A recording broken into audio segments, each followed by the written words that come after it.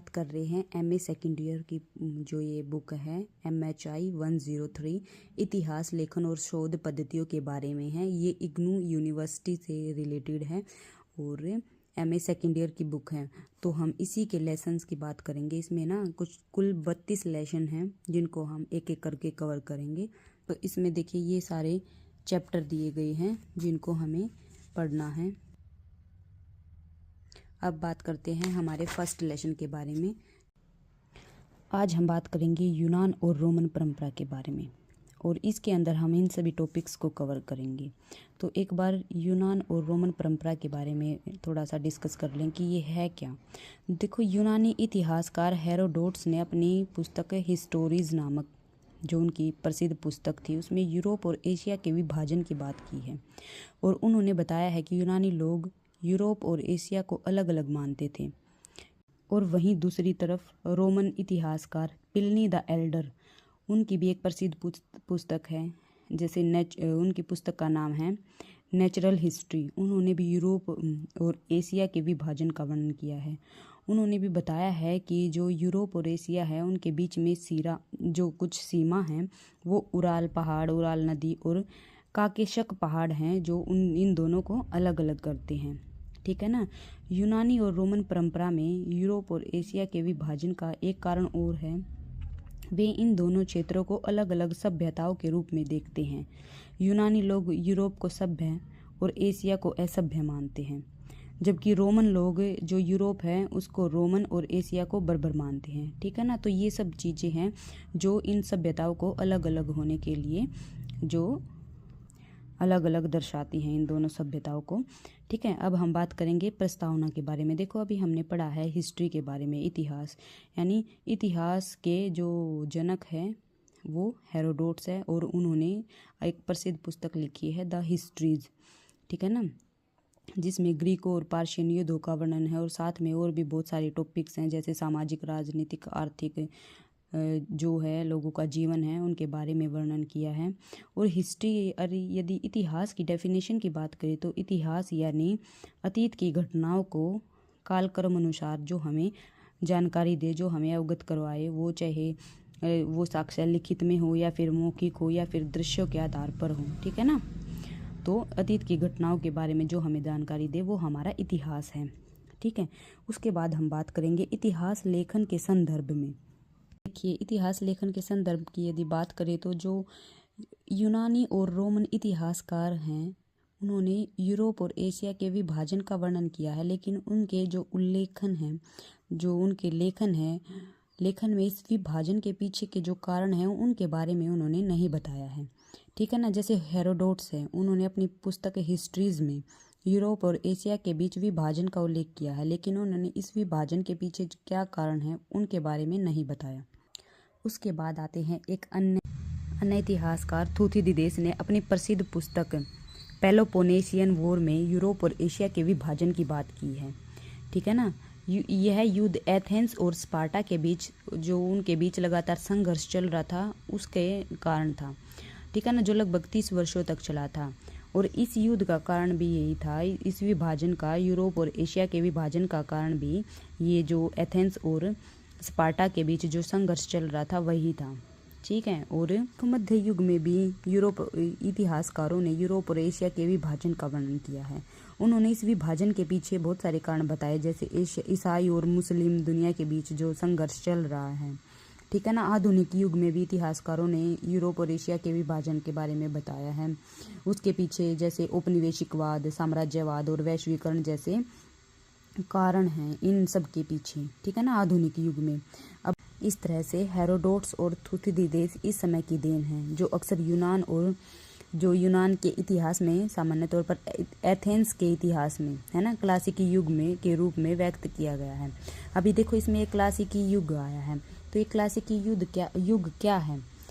क्लासिकी युग यानी जो प्राचीन, जो यूनान और रोम के इतिहास में एक महत्वपूर्ण कालखंड है, ये जो 8वीं से 5वीं शताब्दी तक चला था।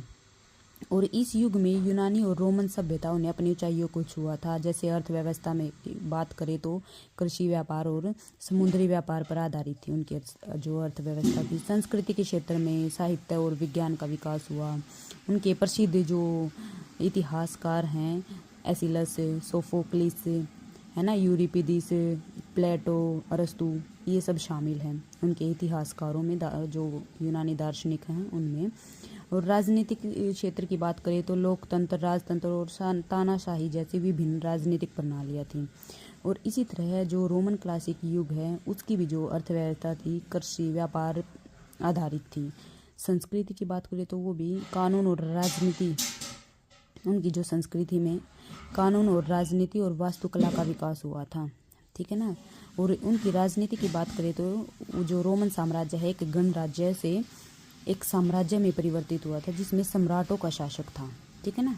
तो ये हमारा क्लासिकी युग था। उसके बाद हम बात करेंगे रोमन साम्राज्य, जो कि एक बेजोड़ संस्था थी। इसका विस्तार यूरोप, एशिया और अफ्रीका जैसे 3 महाद्वीपों के क्षेत्रों तक हुआ, ठीक है ना। और लगभग 5वीं शताब्दी तक यह बना रहा, ठीक है। उसके बाद देखिए लिवी, जिसका टाइम पीरियड 64 से 17 ईस्वी तक माना गया है, रोमन इतिहास में सर्वाधिक हस्ती माना गया है। तो वो कैसे था, एक बार उसके लिवी के बारे में थोड़ा सा बताएंगे।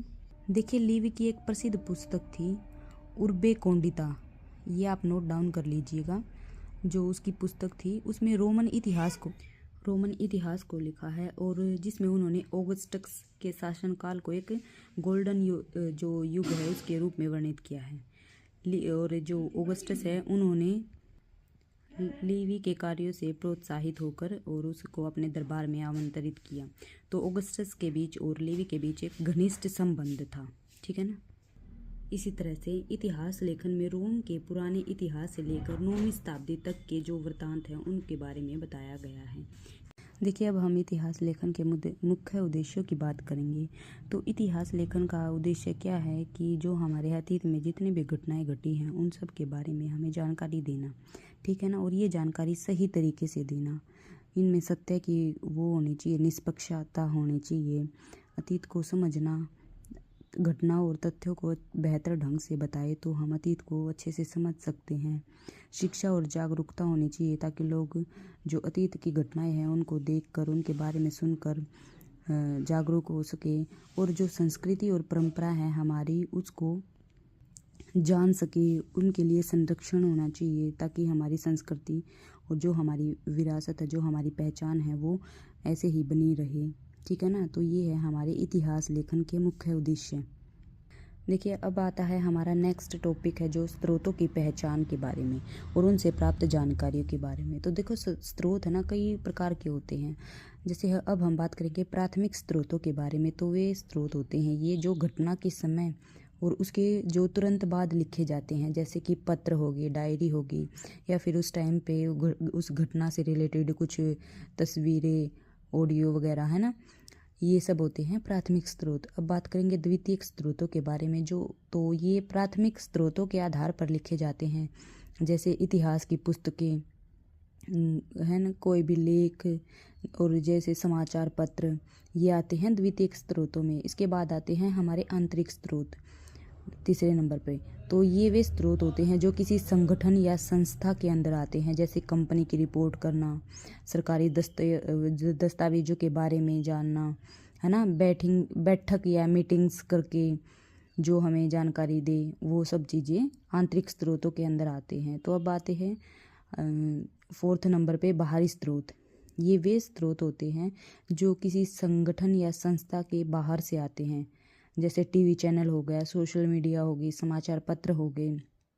और फिर उसके बाद आता है हमारा वैज्ञानिक स्रोत, जो वैज्ञानिक अनुसंधान के आधार पर लिखे जाते हैं, जैसे शोध पत्र, पत्रिकाएं होती हैं, पुस्तकें होती हैं, है ना।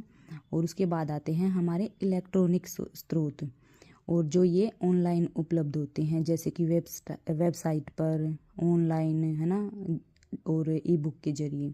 तो ये थे हमारे स्रोतों की पहचान।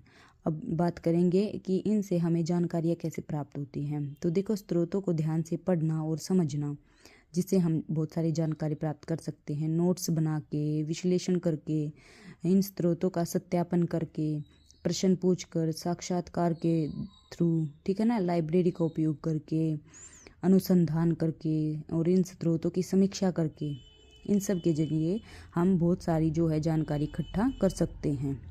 उसके बाद आता है हमारा नेक्स्ट टॉपिक, अब हम शैली की बात कर लेंगे। जो शैली की चर्चा करते हुए हम कह सकते हैं कि शैली एक महत्वपूर्ण पहलू है जो किसी भी लेखन और संचार को विशेष बनाता है। जैसे शैली से तात्पर्य है कि जिसमें जो इतिहासकार हैं, लेखक हैं, वो अपने विचारों को कैसे प्रस्तुत करते हैं, जिसमें उनकी भाषा और उनकी जो शब्दावली है, उनकी वाक्य रचना, इन सब के बारे में ये शैली से ही जानकारी मिलती है। ठीक है ना। अब हमारा नेक्स्ट टॉपिक है ऐतिहासिक घटनाओं और प्रक्रियाओं को समझना। तो एक बार इस टॉपिक को और कवर कर लेते हैं। तो आइए देखिए, ऐतिहासिक घटनाओं की यदि बात करें तो इन घटनाओं और प्रक्रियाओं को समझना इतिहास के अध्ययन में एक महत्वपूर्ण पहलू है। देखिए, ऐतिहासिक घटनाओं में हम ऐसी प्रक्रियाओं को जो है पढ़ते हैं जिसमें कि हमारे पूर्वजों ने कैसे जीवन जिया, उन्होंने कैसे समाज को आकार दिया, कैसे उन्होंने वर्तमान को प्रभावित किया, इन सब चीज़ों के बारे में हम ऐतिहासिक घटनाओं में पढ़ते हैं जो हमारे अतीत से जुड़ी हुई हैं। ठीक है ना। और इन परंपराओं के बारे में हम स्रोतों का अध्ययन करके भी पढ़ सकते हैं, जैसे कि हेरोडोटस, थुसिडिडेस थे और टेरिटस के जो लेख हैं उनका अध्ययन करके जो है ये ऐतिहासिक घटना और प्रक्रियाओं को समझ सकते हैं। विश्लेषण करके उनके जो कारण हैं, प्रभाव है, उनके महत्व को समझकर और इनके संदर्भ में घटना और प्रक्रियाओं के संदर्भ को समझकर, जिसमें हम उनके समय, स्थान और समाज को समझते हैं, समीक्षा कर ऐतिहासिक घटना और प्रक्रियाओं की जो उनके महत्व और प्रभाव को समझाते हैं। इन सब के जरिए हम अपने ऐतिहासिक घटना और प्रक्रियाओं को समझ सकते हैं। ठीक है ना। उसके बाद और अब पढ़ेंगे हम इस लेसन के सारांश के बारे में। यूनानी और रोमन परंपराओं में ऐतिहासिक घटनाओं और प्रक्रियाओं को समझना बहुत महत्वपूर्ण है। देखो, ये दोनों सभ्यताएं पश्चिमी सभ्यताओं की नींव हैं। ठीक है ना। जिसमें हम यूनानी सभ्यता और रोमन साम्राज्य की महत्वपूर्ण ऐतिहासिक घटनाओं के बारे में पढ़ते हैं। उनकी परंपरा, यूनानी परंपरा जैसे पेलोपोनेशियन युद्ध है ना, और रोमन साम्राज्य का उदय, रोमन परंपराओं के बारे में पढ़ते हैं। और ऐतिहासिक घटनाओं और प्रक्रियाओं के और समझने के लिए स्रोतों का अध्ययन करते हैं, विश्लेषण करते हैं इसके संदर्भ में और इसकी समीक्षा करते हैं। तो ये सब है हमारे इस पूरे लेसन का सारांश हो गया। ठीक है। और उसके बाद आते हैं कुछ अभ्यास के प्रश्न दिए गए हैं, तो हम एक बार ये प्रश्न भी पढ़ लेंगे, उसके बाद हमारा ये लेसन कंप्लीट हो जाएगा। पहला प्रश्न है, हेरोडोटस और थुसिडिडेस के लिखे हुए इतिहास को वस्तुगतता के पैमाने पे आप कहाँ रखेंगे। देखिए, अब इस प्रश्न के बारे में थोड़ा सा जान लेंगे। देखो, हेरोडोटस को अक्सर इतिहास का पिता कहा गया है, जैसे कि अब हमने पढ़ा है पीछे। और उनकी प्रसिद्ध जो पुस्तक है द हिस्ट्रीज है, जिसमें उन्होंने प्राचीन ग्रीस और फारसी साम्राज्य के बीच युद्धों का वर्णन किया है। ठीक है ना। हेरोडोटस की जो वस्तुगतता है के बारे में जो हम बात करें तो कुछ इतिहासकार उन्हें वस्तुगत इतिहासकार मानते हैं। उन्होंने अपने स्रोतों का उल्लेख किया है। ठीक है ना। विभिन्न दृष्टिकोण दिए हैं और लेकिन उनमें कुछ कहानियाँ और अफवाहों को भी शामिल किया है जो शायद सच नहीं है। उसके बाद आते हैं थुसिडिडेस, जो एक अधिक वस्तुगत इतिहासकार माने जाते हैं। उनकी प्रसिद्ध पुस्तक जिसके बारे में हमने पढ़ा था, the history of the Peloponnesian war, जिसमें उन्होंने एथेंस और स्पार्टा के बीच जो युद्ध है उसका वर्णन किया है। ठीक है ना। उन्होंने अपने स्रोतों का उल्लेख किया है और विभिन्न दृष्टिकोण दिए हैं। उन्होंने अपने व्यक्तिगत विचारों को अलग रखा है और अधिक तथ्यात्मक जानकारी प्रस्तुत की है। तो ये हमारा क्वेश्चन यहीं कंप्लीट हो जाता है। और उसके बाद आता है हमारा सेकंड क्वेश्चन। तो इस इकाई में वर्णित इतिहासकारों के इतिहास लेखन के क्या उद्देश्य थे। एक बार इस प्रश्न को भी देख लेंगे। देखो, इसके बारे में बात करें तो जो हेरोडोटस हैं उनका मुख्य उद्देश्य था कि प्राचीन ग्रीस और फारसी साम्राज्य के बीच जो युद्ध हैं उनका वर्णन करना। ठीक है ना। उन्होंने अपने इतिहास में ग्रीक और फारसी दोनों दृष्टिकोण प्रस्तुत किए हैं। उनका उद्देश्य यह है कि कैसे ग्रीक लोगों ने फारसी साम्राज्यों के हमलों का सामना किया है और उन्हें हराया है, तो इन सब के बारे में बताना है। और थुसिडिडेस है, उनका उद्देश्य था एथेंस और स्पार्टा के बीच में जो युद्ध चल रहा है उसके बारे में जानकारी देना। उन्होंने अपने इतिहास में उन्होंने इतिहास में युद्धों के कारण परिणामों का विश्लेषण किया है और उनका उद्देश्य यह है कि जो इस युद्ध के कारण ग्रीक समाज को कैसे प्रभावित किया गया है और यह युद्ध कैसे ग्रीक इतिहास में एक महत्वपूर्ण इस युद्ध ने महत्वपूर्ण मोड़ लिया। ये सब उनके उद्देश्य थे, ताकि अपने समय की महत्वपूर्ण घटनाओं और उद्देश्यों के बारे में जानकारी देना। और इतिहास लेखन के संदर्भ में और यदि हम राजनीतिक विश्लेषण की बात करें तो युद्धों के कारण और परिणामों के बारे में बताया गया है। और ये सारे टॉपिक्स मैंने पीछे कवर करवा दिए हैं, एक बार आप उनमें से रिवाइज कर सकते हैं। और उसके बाद आता है हमारा थर्ड क्वेश्चन, इन इतिहासकारों के इतिहास लेखन की शैली पर टिप्पणी कीजिए। और ये प्रश्न भी मैंने पीछे करवाया है, तो आप इसको वहाँ से भी कर सकते हैं, लेकिन मोटा मोटा मैं यहाँ भी एक्सप्लेन कर देती हूँ। देखो, हेरोडोटस है उसकी इतिहास लेखन की जो शैली है बहुत ही आकर्षक और काव्यमय है।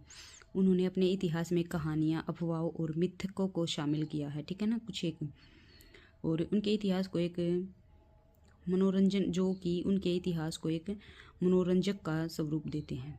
उनकी जो शैली है वो बहुत ही वर्णनात्मक है और उन्होंने अपने पाठकों को प्राचीन ग्रीस और फारसी साम्राज्य के बीच जो युद्ध हुए हैं उनके बारे में जानकारी दी है, ठीक है ना। और ऐसे थूथिडिडेस के बारे में यदि बात करें, उनकी शैली के बारे में बात करें तो उनकी शैली बहुत ही अलग थी। उन्होंने अपने इतिहास में अधिक तथ्यात्मक और विश्लेषणात्मक दृष्टिकोण अपनाया है। उनकी शैली बहुत ही संक्षिप्त और स्पष्ट है, ठीक है ना। उन्होंने एथेंस और स्पार्टा के बीच जो युद्ध हुए थे उनके कारण क्या थे, उनके परिणाम क्या थे, उन सब के बारे में जानकारी दी है। उनकी शैली बहुत ही वस्तुगत है और उन्होंने अपने व्यक्तिगत विचारों को भी अलग रखा है, ठीक है ना। और अब अगर यदि हम दोनों के इतिहासकारों की शैली की तुलना करें तो हेरोडोटस की शैली थी जो काव्यमय और मनोरंजक थी, हेरोडोटस की जो शैली थी, जबकि जो थूथिडिडेस है उनकी शैली तथ्यात्मक विश्लेषणात्मक थी। और हेरोडोटस की शैली अधिक वर्णनात्मक थी, जबकि उनकी शैली संक्षिप्त और स्पष्ट थी, ठीक है ना। तो इसी के साथ हमारा ये लेसन यहाँ पर कंप्लीट होता है। उसके बाद हम नेक्स्ट लेसन करेंगे, ठीक है। तो आप सब एक बार इसको अच्छे से रिवाइज कर लेना।